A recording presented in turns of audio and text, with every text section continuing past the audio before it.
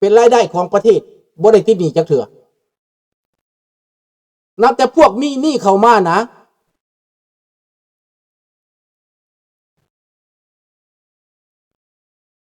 มันสร้างหนี้จนเงยหัวบ่ขึ้นประเทศเป็นลูกหนี้ของผู้อื่นและพวกมันขายชาติขายบ้านขายเมืองมันยังมีอ้าปากกล่าวหาพวกคนลาวเฮาว่าขายชาติว่าซั่นคันผู้ใดบ่เข้ามันบ่พร้อมมันว่าขายชาติ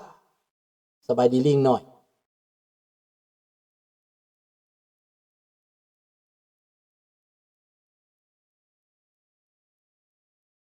ให้คิดเบิ่งพี่น้องแนวใดก็ให้คิดเบิ่งว่าเลือกอันใดดีต้องการหยังในชีวิตนี้ต้องการหยัง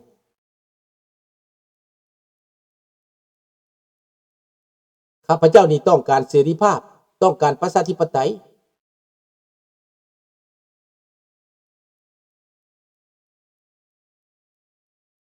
แม่นแล้ว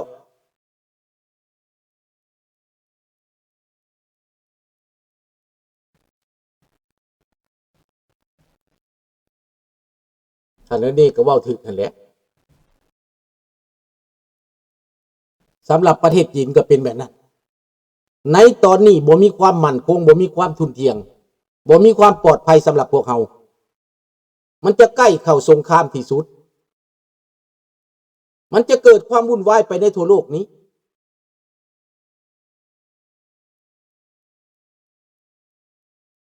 ดังนั้นเฮาก็หวังว่าคนจะตื่นตัวคนจะเข้าใจไวคนจะพิจารณา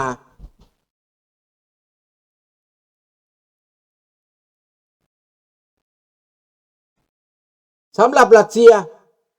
นายพลรัสเซียผู้ใกล้ชิดมือขวาของปูตินถูกยิง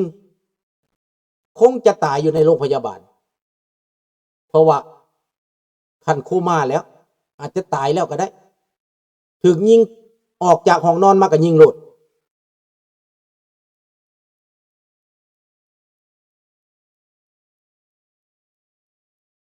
บ่คิดดอกสั่งคอมมิวนิสต์สั่งเผด็จการหันหลังให้เลยบ่กลับอีกแล้ว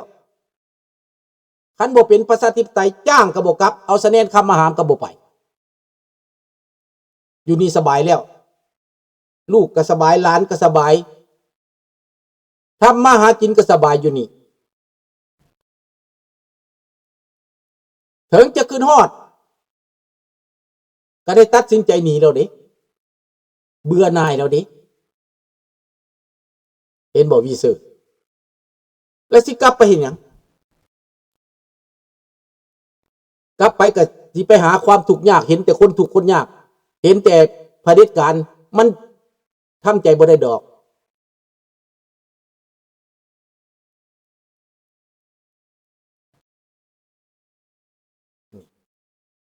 สำหรับประเทศรัสเซียแล้วในปัจจุบันนี้ก็เสียหายนักยูเครนจัดการตอบโต้คืนโรงไฟฟ้า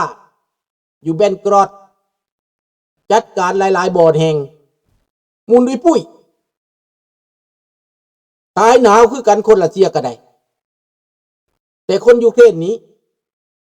เขาบ่ตายหนาวได้เพราะว่าประเทศยุโรปก็ซอยหลายๆประเทศซอย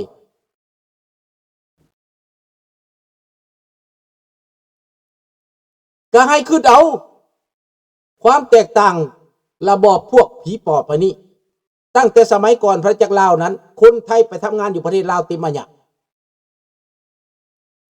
จักไปเป็นทหารจักไปเป็นข้าราชการออกแรงงานจักไปเป็นแม่บ้านจักไปเป็นหลายๆแบบมาแต่ภาคอีสานทางนั้นแต่ตอนนี้ตรงกันข้ามคนลาวไปเป็นแรงงานอยู่ประเทศไทยไปเบิดบ้านไปเบิดเมืองปูดโป้ไปบางบ้านจนว่าสิหมดป้าลูกป้าเต้าไปป้าครอบป้าครัวป้าไห้ป้าหน้าไปกระถึกหนึกนองความแตกต่างของลาวเฮานี่ก็ให้เบิ่งแม่ให้เจ้าเบิ่งคักๆเบิ่ง อำนาจซื้อสมัยก่อนเขาเอาเงินกีบไปซื้ออยู่กรุงเทพได้ซื้ออยู่ต่างประเทศได้เงินกีบลาวอำนาจซื้อได้เขาห้องว่าปัวดาชานี่นะอำนาจซื้อไปญี่ปุ่นก็ซื้อได้เงินลาวเงินเวียงจันทน์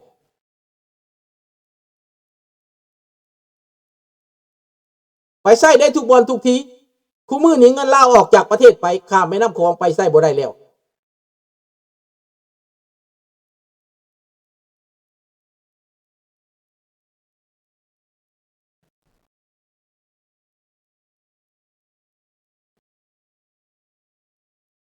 นี่แหละพี่น้องความจำเป็นของมัน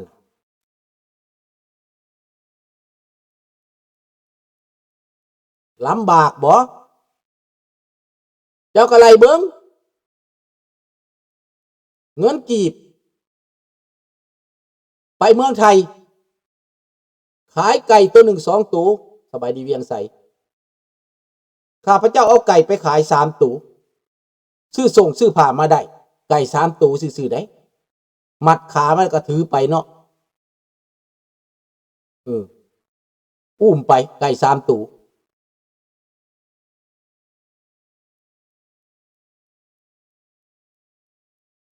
ไป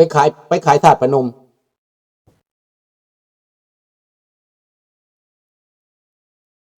บัดทุกวันนี้เงินแตกต่างกันปานฟ้ากับดินบาทหนึ่งเท่าไรเดี๋ยวนี้จักกีบตั้งตะกี้100กีบต่อ25 บาทล่าสุด1,970ไปนี่100กีบต่อ25 บาท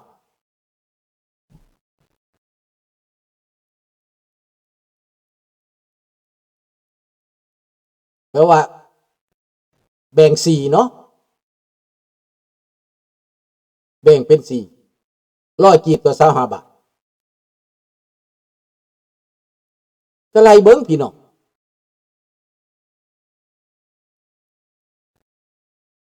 ว่าคนลาวเขาอยู่ดีกินดีสำไหนมีเงินแสนกีบนี่ผู้เฮือนได้คู่มือนี่แสนกีบเขาเอาไปสิทธิ์กดเอาให้เด็กน้อยก็เกือบว่าแสนกีบได้หยังกระตาซื้อๆกระแสนกีบแล้วเดี๋ยวนี้กระตาของพวกขมุนะเห็นอีตานะไปซื้อ50,000กีบแสนกีบกระตาซื้อได้ตั้งแต่กี้แสนกีบได้ควาย2 ตัว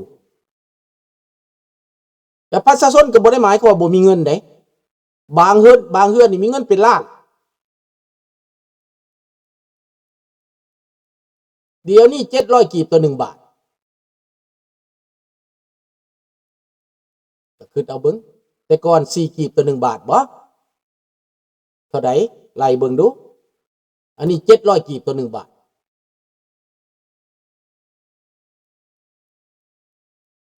นักหนาสาหัสบ่มันนักหนาสาหัสเด้มันจักเท่าแล้วมันลื่นกันไป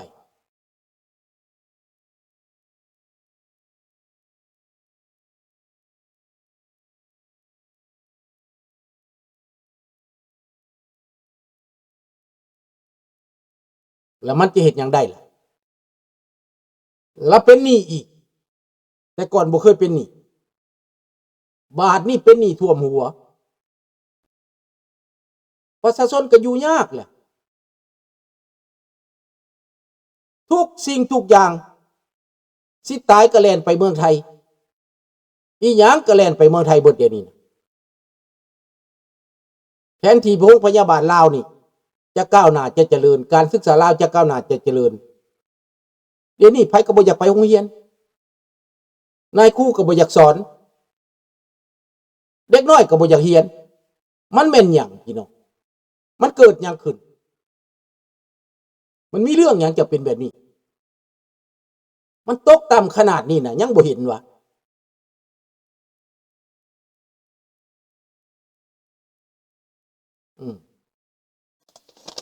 เอาไล่เบิ่งพี่น้องไล่เบิ่งดู แต่ก่อนเนาะ1975นะ100 กีบต่อ25 บาท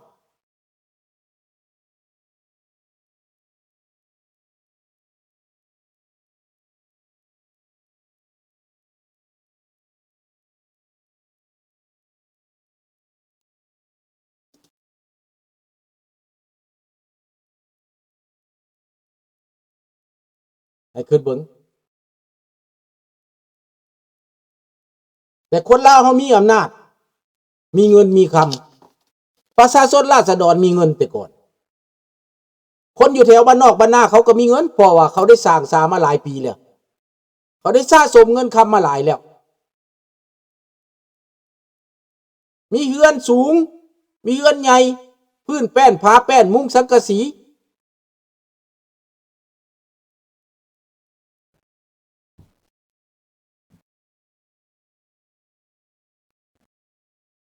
เดี๋ยวนี้ไก่ตัว150,000 กีบ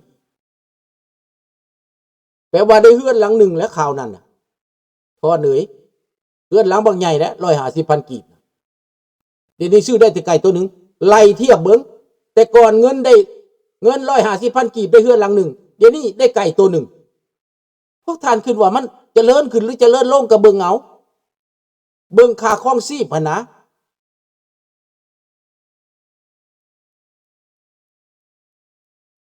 ให้เบิ้งเท่านั้นแหละเบิ่งความแตกต่างว่า150,000 กีบซื้อเรือนได้หลังหนึ่งกับ150,000 กีบซื้อไก่ได้ตัวหนึ่ง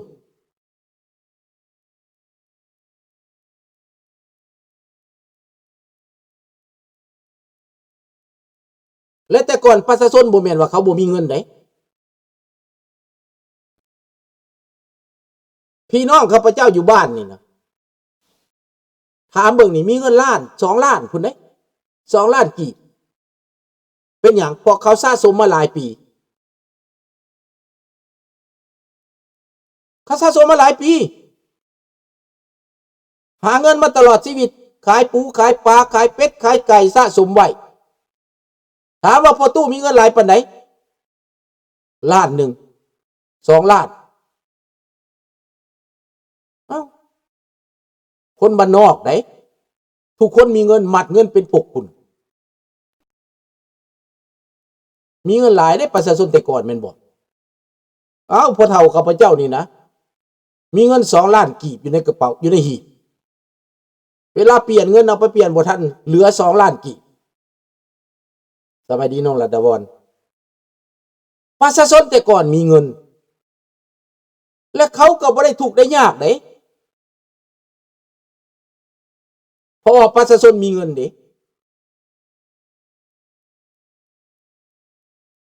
อยากได้รถจักรรถมอเตอร์ไซค์นี่นะ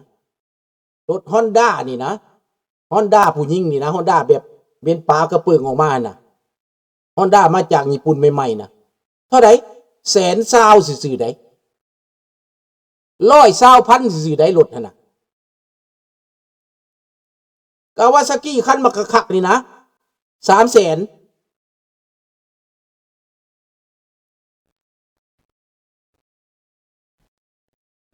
ให้คิดเบิ่งดูพี่น้องคิดทบทวนเบิ่งดูว่าชีวิตของคนลาวแต่ก่อนนะเขาบ่จำเป็นต้องมีรถเบนซ์ขนาดเขามีงัวเกวียนซื่อๆนี่นะก็ว่าเป็นครอบครัวอุดมสมบูรณ์ละมีข้าวเต็มเล้ามีงัวเกวียนมีไห่มีนานี่แปลว่าชีวิตดีแล้วมีแต่กะเกี่ยมเงินคำไว้ซื้อยุกซื้อยายามเจ็บยามเป็นแต่โรงพยาบาลกับปัวฟรีอยู่แล้วห้องหมอแขวงห้องหมอตาแสงดิสปังแซ่มีประจำแต่ละบ้านนี่ไปเบิ่งไหมพูดไปแถวแก้งกอกสะขึ้นไปแถวบ้านนอกบ้านนาผมก็มีดิสปังแซ่ประจำบ้าน